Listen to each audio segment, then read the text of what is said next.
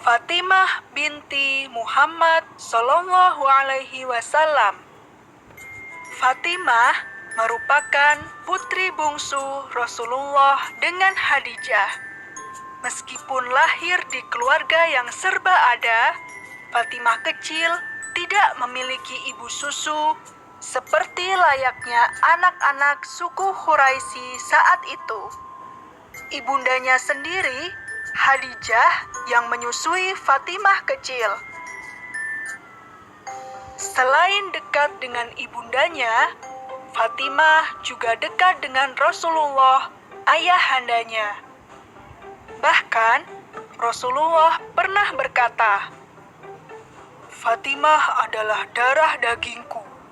Apa yang menyusahkannya juga menyusahkanku, dan apa yang mengganggunya juga menggangguku." Hadis riwayat Ibnu Abdil Bar.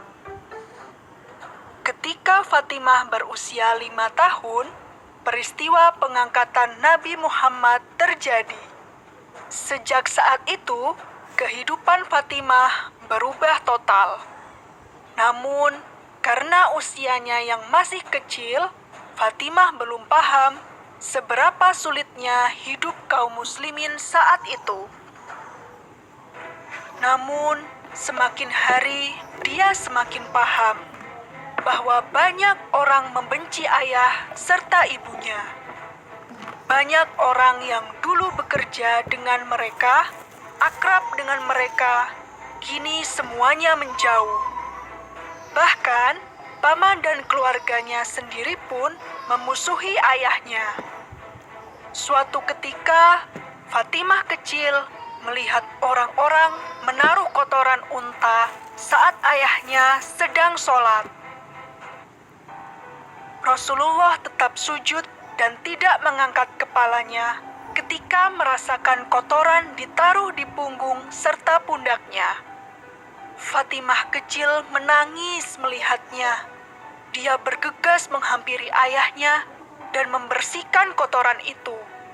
Dia merasa kesal saat orang-orang jahat itu justru tertawa gembira. Semakin hari, kekejaman kaum Quraisy semakin meningkat. Mereka mengucilkan, mencela, berbuat kasar, hingga memboikot seluruh kegiatan kaum muslimin, mengakibatkan kaum muslimin jatuh dalam kemiskinan, tidak terkecuali keluarga Rasulullah. Harta Khadijah habis untuk membiayai perjuangan menegakkan Islam, sehingga Fatimah kecil pun sudah terbiasa hidup sederhana sejak kecil. Ketika telah beranjak dewasa, Rasulullah menikahkan Fatimah dengan Ali, seorang pemuda yang memiliki sifat mulia. Dia merupakan sepupu Rasulullah sendiri. Setelah menikah, Fatimah tinggal di rumah suaminya. Rumah itu sungguh sederhana. Tidak ada perabot apapun. Jarak rumah Fatimah dan rumah ayahnya sangatlah jauh. Hal ini membuat Fatimah tidak bisa terlalu sering mengunjungi ayahnya. Dia juga tidak bisa terlalu sering mengikuti semua kegiatan ayahnya. Meski demikian, Fatimah tetap patuh. Saat suaminya pergi, dia akan menjaga rumah dengan baik.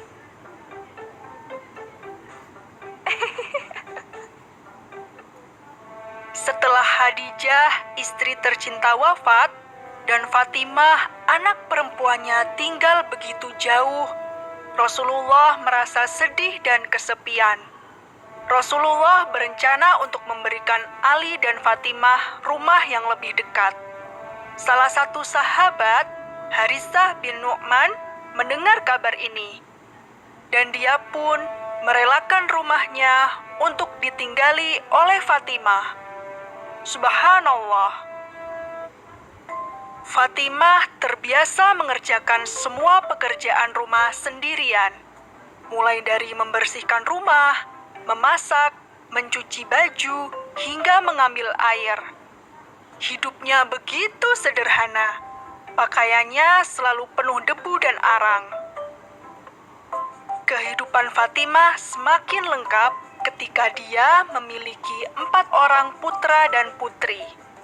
Mereka adalah Hasan, Husain, Zainab, dan Ummu Kulsum. Rasulullah sangat sayang kepada para cucunya, terutama Hasan dan Husain. Bahkan Rasulullah berkata, "Keduanya adalah permata hatiku di dunia." Hadis riwayat Bukhari. Mengurus rumah sekaligus mengurus anak-anak sendirian bukan hal yang mudah. Apalagi kala itu kehidupan kaum muslimin begitu berat. Suatu hari, Fatimah mengadu kepada suaminya. Saat itu, Fatimah berpikir, bagaimana kalau kita meminta kepada Rasulullah 1 tawanan perang sebagai pembantu? Namun, Rasulullah menolak permintaan putrinya itu. Saat itu, ada kebutuhan yang lebih mendesak, yaitu menjual para tawanan perang itu, dan uang hasil penjualan itu akan digunakan untuk membeli persediaan makanan bagi seluruh kaum muslimin. Fatimah dan Ali bisa menerima alasan itu. Namun, tetap saja hati mereka merasa pedih. Malam harinya, Rasulullah menemui putri dan menantunya itu. Rasul berkata, "Maukah aku ajarkan kepada kalian yang lebih baik dari yang kalian minta tadi? Jika hendak tidur, bacalah takbir 33 kali, tasbih 33 kali, dan tahmid 33 kali. Ini lebih baik dari seorang pembantu." Hadis riwayat Bukhari.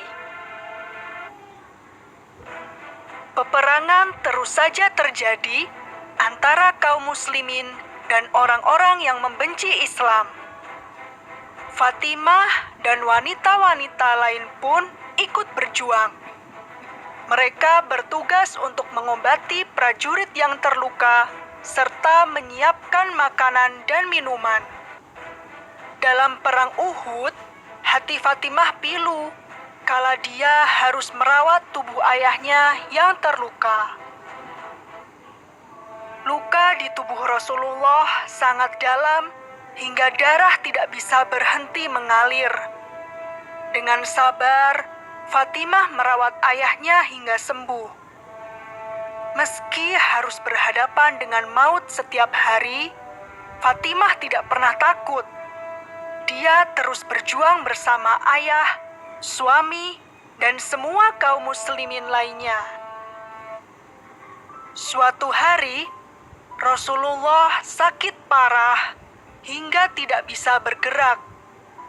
Fatimah pun menjenguk ayahnya. Saat itu, Rasulullah membisikkan sesuatu kepada Fatimah. Namun, Fatimah tidak mau memberitahukan kepada siapapun tentang apa yang dibisikkan oleh ayahnya. Tak lama setelah itu, Rasul pun wafat.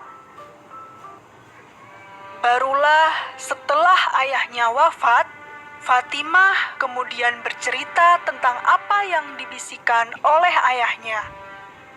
Ternyata, Rasul berkata bahwa sakitnya itu akan segera berakhir dengan kematian.